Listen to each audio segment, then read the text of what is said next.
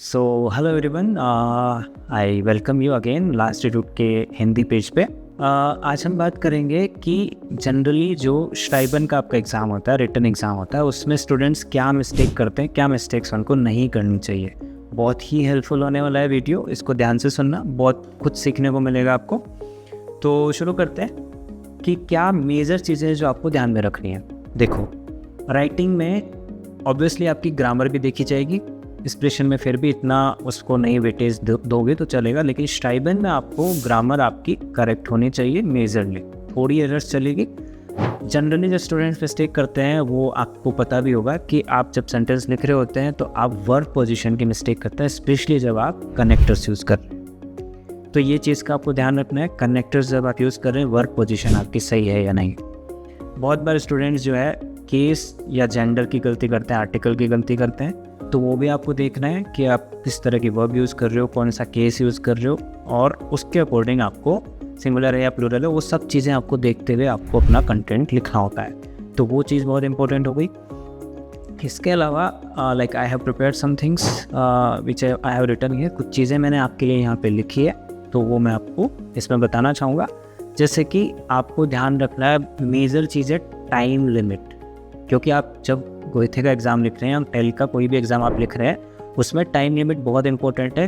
वक्त यूँ निकल जाता है जब आप क्वेश्चन रीड कर रहे हो, उसको समझ रहे हो। जैसे टेल्क में आपको क्वेश्चन को रीड भी करना है, उसको समझना है, और उसके बाद में उसी टाइम में आपको आंसर भी लिखना है, और वर्ड इतने वर्ड लिमिट है उनको भी ध्यान में रखना है।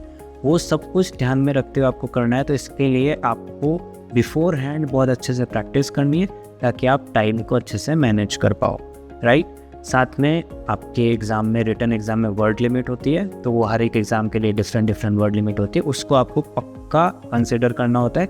वर्ड लिमिट में ही आपको अपना आंसर लिखना है। 5-10 वर्ड ऊपर नीचे चलेगा, लेकिन इससे ज़्यादा नहीं होना चाहिए।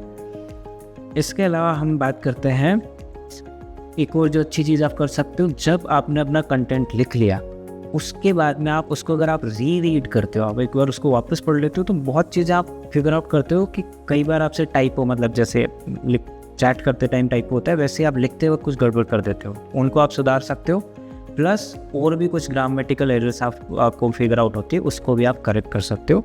तो वो आखिरी मोमेंट में जो भी आप टाइम दे रहे हो वो आपको अगेन थोड़े और मार्क्स बढ़ाने में आपकी मदद कर सकता है। सो उसके अलावा हम बात करते हैं कि आप कोई भी स्ट्रक्चर जो आपने अपने माइंड में प्रिपेयर किया है, आप एक चीज़ ये कर सकते हो, जैसे आपने थीम देखी, राइट, उस थीम को देखने के बाद पहले आपको क्या करना है, अपना जो कंटेंट है वो पहले यहाँ पे आप पूरी तरह से तैयार करो। डायरेक्ट लिखना मत शुरू कर दो, क्योंकि डायरेक्ट आपको पता है जब भी आप लिखते हो तो फिर काटना पड़ता है, फिर दूसरी जगह वर्ड को लिखना पड़ता है, तो बहुत सारी एरर्स होती है।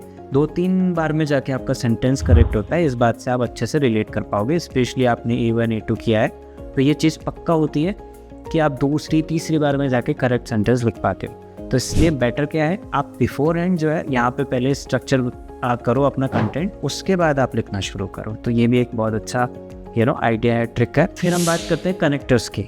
कनेक्टर्स सर्टेनली आपको श्राइबन में बहुत सारे यूज़ करने चाहिए। जो भी आपका लेवल है उस अकॉर्डिंग आपको कनेक्टर्स यूज़ करने चाहिए, और वो एक फ्लुएंसी जो है उसको अच्छे से शो कर पाते हैं अगर आप अच्छे कनेक्टर्स यूज़ कर रहे हैं। अच्छी क्वालिटी के कनेक्टर्स यूज़ करो, और जो भी आप अब तक लर्न करते आ रहे हो उस सबको वहाँ पे रिफ्लेक्ट करो जो भी आप श्राइबन में लिखने वाले हो, ठीक है।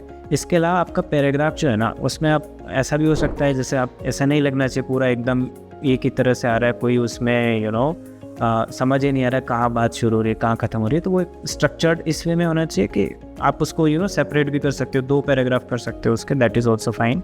बट हाँ, जनरली स्ट्रक्चर ऐसा होता है कि हम शुरू से एंड तक लिखते हैं, लेकिन उसमें फ्लुएंसी का हमें ध्यान रखना है। कनेक्टर्स यूज़ करते हुए वो फ्लो हमें बना के चलना है।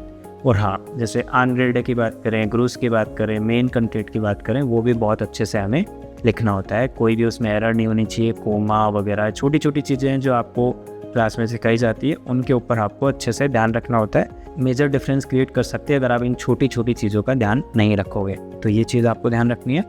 वेराइटी ऑफ वोकैबुलरी, जितनी ज़्यादा वैरायटी आप वोकैबुलरी में यूज़ करोगे, चाहे से वो कनेक्टर्स की बात हो या फिर लेवल के अकॉर्डिंग वोकैब की, उतना ही ज़्यादा आपको फ़ायदा मिलने वाला है। क्योंकि जब एग्जामिनर्स चेक कर रहे होते हैं आपकी शीट, तो उसमें वो देख रहे होते हैं कि किस लेवल, लाइक फॉर एग्जांपल आप B1 स्टूडेंट है तो B1 लेवल के आपने वोकेब यूज़ किए या नहीं, या फिर A2 लेवल की यूज़ किए, तो वोकेबलरी का बहुत ज़्यादा इम्पैक्ट होता है, तो उसको भी आपको कंसिडर करना है। एक और अच्छी ट्रिक मैं आपको बताता हूँ। मान लीजिए आपको थीम नहीं समझ में आ रही है, तो उस सिचुएशन में आप क्या कर सकते हो, जो भी आपका क्वेश्चन था उसमें जो भी कीवर्ड्स आए हैं उनको यूज़ करते हुए आप अपनी तरफ से कुछ सेंटेंस स्ट्रक्चर करने की कोशिश करो, तो वो कीवर्ड्स जो हैं वो एटलीस्ट रिफ्लेक्ट होते हैं माइंड में कि हाँ ये कुछ तो उससे रिलेवेंट लिखने की कोशिश की है, तो ये भी आप कर सकते हो।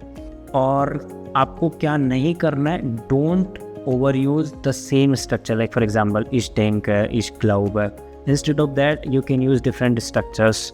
जैसे फॉर एग्जांपल आप कह सकते हो कि viele Menschen glauben, ठीक है, आप कह सकते हो ein interessantes Beispiel। इस तरह के आप डिफरेंट स्ट्रक्चर्स आप यूज़ कर सकते हो instead of saying the same thing.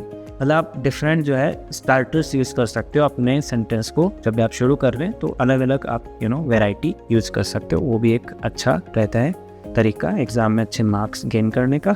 आपका जो स्ट्रक्चर है वो इस तरह से होना चाहिए, आपने अच्छे से इंट्रो दिया है, फिर आपने अच्छे से मेन कंटेंट लिखे हैं और अच्छे से आपने कंक्लूड किया है, राइट। तो इसी बात के साथ मैं अपना ये वीडियो भी कंक्लूड करता हूँ। मिलते हैं फिर अगले वीडियो में।